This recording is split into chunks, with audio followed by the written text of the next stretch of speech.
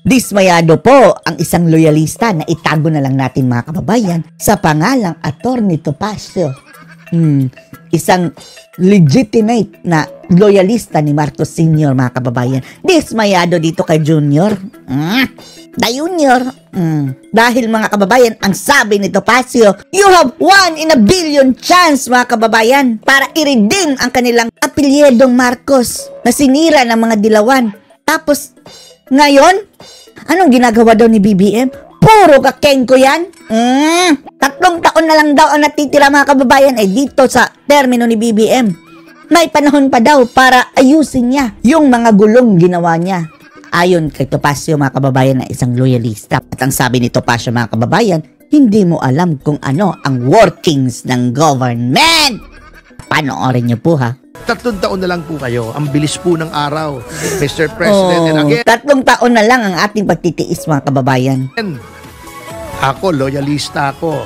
Again, Loyalist na Marcos Sr. mga kababayan ha. Katulad din ni Maharlika na isang loyalista. in all sincerity, sa buong katapatan at pagmamalasakit, Kay Senior.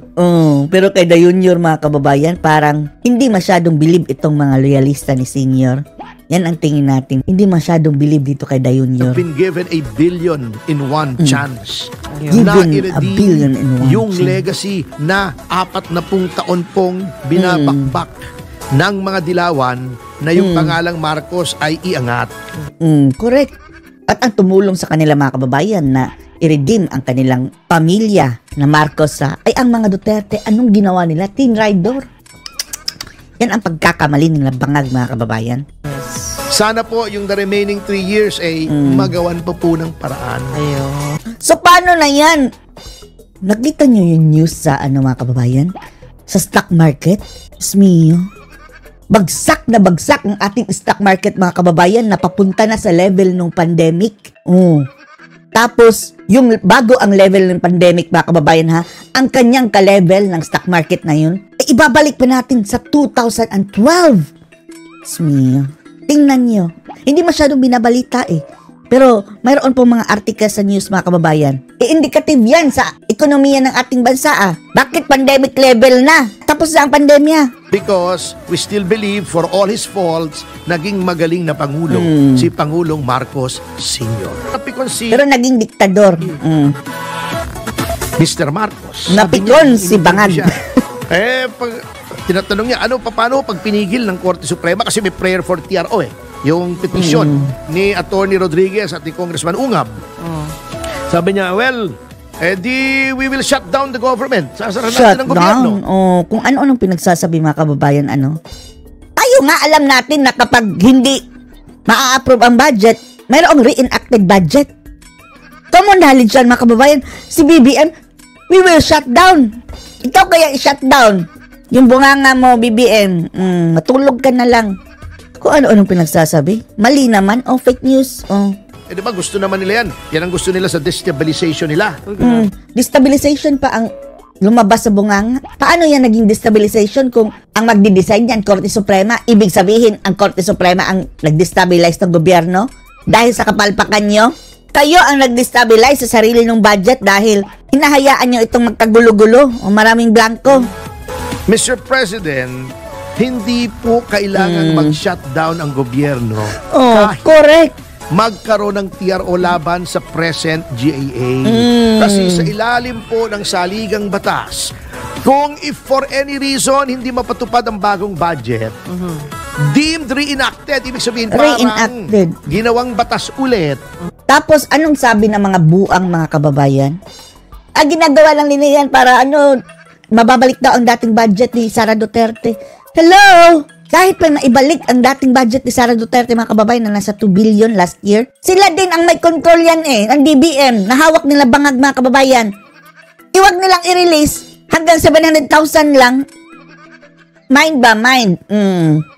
Nagpapalusot na sila mga kababayan at sinisisi kay Sara ang kanilang kapalpakan. Without any positive act on the part of either Congress or the Executive. Kasi ang gumagawa ng batas yung mga Kongreso, pinipirmahan ng Pangulo. Wala na pong gagawin by operation of law ay reenacted yung dating budget. Correct. So saan nakuha ni BBM itong idea na shutdown mga kababayan na ano? Isa-shutdown daw ang government. Anong ibig sabihin? Yung pondo para sa lahat ng departamento ay gagamitin pa rin.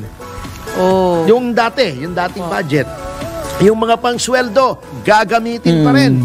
And better yet, yung pagtanggal ng subsidy ng PhilHealth. Gaya-gaya siguro siya sa Amerika mga kababayan, no? Na legal term yan sa kanila mga kababayan, defined by law ang government shutdown. Pero sa kanilang definition na iyon, patuloy pa rin. Hindi talaga totally shutdown ang gobyerno. Not applicable na sa Pilipinas dahil iba ang ating law.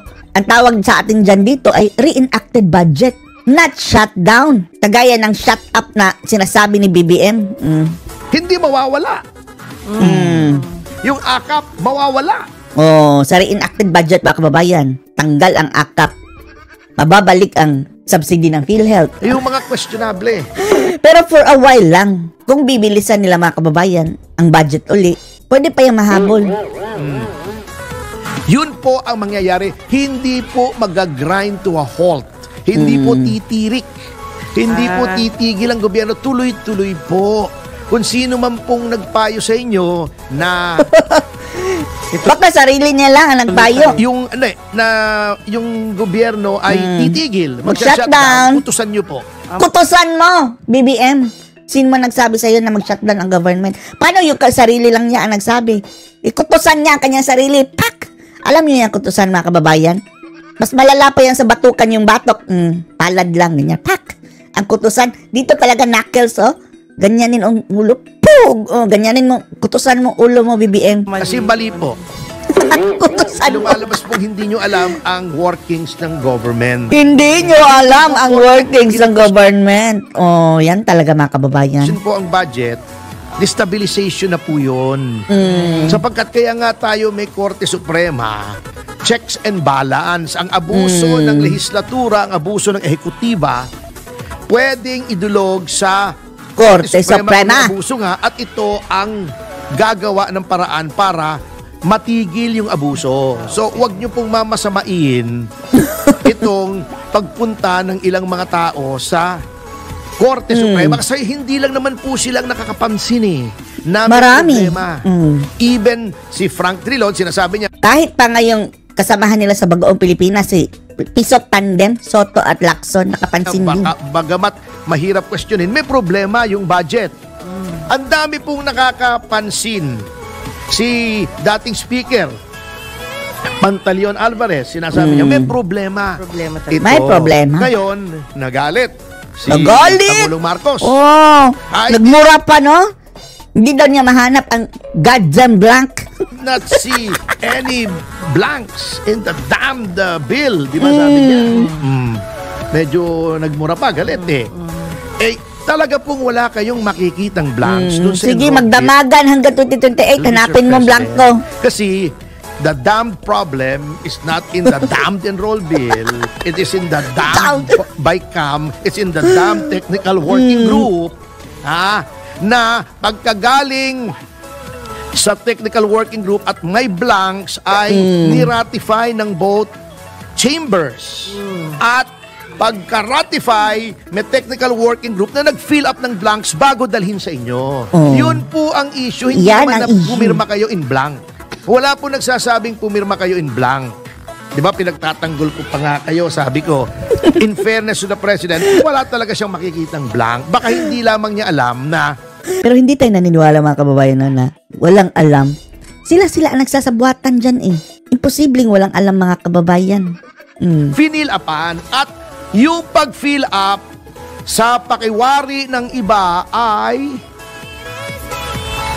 unauthorized. Undue delegation of legislative power. Huwag niyang i-dismiss outright na maaring may mali. Kaya nga sabi nung iba, huwag mo munang pirmahan. Ang problema naman... Kahit si Mangga, may Marcos mga kababayan, sinabing huwag mo yung pirmahan. Adik. Ano ba yung term ni Amy? Ading. Na hindi lamang yung mga questionable provision na dapat mong i-veto. May question din na blank. Ibalik mo muna. Or imbestigahan mo, sino bang gumawa ng blank nito? Sino nag-fill up the blanks? Yan ba may authority o wala? So yun ang ating problema. Unang-una, bakit ganyan ang budget mo? Bakit magulo? Magulo Bakit pa. ang edukasyon ay mas mababa Sa utak. sa Ngagba. DPWH? Bakit puro flood control? Bakit may akap? Bakit ang daming unprogrammed? Daming ang program. Hindi ba dapat guardian of the public purse ang lehislatura? Bakit Bantay sa lakay na guardian siguro. wag? Wala nang control. Walang Ang control. Spending, walang direksyon. Walang timon. Wala sa National Expenditure Program ng Executive. Hindi nagkakatugma. Hinayjack, Hinayjack. nilakihan yung mga Weak kasi, budget na sa tingin ng iba ay gagamitin sa politika dahil election Election! itong 2025. Yan ang mga kaduda-duda. Kaduda-duda Yan po, mga kababayan. alam nyo, it may not be now. Sana makuha Hindi yung man lesson ngayon. ni Pangulong Noynoy Aquino. Apparently mga kababayan, mas worse pa siya kay Noynoy Aquino. Yung mga kakengko yan po yan. kakengko yan! Si Noynoy, dengbak siya. Pinakukulong yung mga kalaban. Katulad Presidente Arroyo. Sa 44. Kapalpakan. Unang-unang araw pa lang, di ba, Mas mabuti pa nga doon si Noynoy mga kababayan ay palpak lang sa sa trabaho, pero in fairness, hindi masyadong kurakot. Hindi natin sinasabing hindi corrupt, pero compared to BBM administration, this is the most corrupt mga kababayan na ating naranasan matay na in yung modern mga history. hostages sa Luneta. Yung mga ganun ba? Bago ayaw mag-apologize, naiipon Ngayon, tapantapangan, pati China, hinahamon mga kababayan. po yan, little by little, parang Pinagmalaki yung missiles na iniwan sa atin ng Amerika. na undermine yung inyong legacy, which you should be thinking of. Kasi 3 taon na lang po kayo. Ang bilis po ng araw. Paano na yan? Mr. 3 years na President. lang. Again, ako, loyalista ako. Again, Realista. in all sincerity, sa buong katapatan at pagmamalasakit, you have been given a billion in one chance. Billion Na in one i-redeem chance. Sinayang! yung legacy na 40 taon pong binabakbak ng mga dilawan. na yung pangalang Marcos ay iangat. Sana po yung the remaining Sinayang 3 years lang. ay magawan pa po ng paraan. Because Ewan lang we still natin. believe for all his faults, naging magaling na Pangulo si Pangulong Marcos. Senior. Pero sa the junior, Diyos mio. Never mind. So, ano masasabi niyo dito mga kababayan sa mga sinabi ng loyalista ng Marcos Senior? Post the comments below.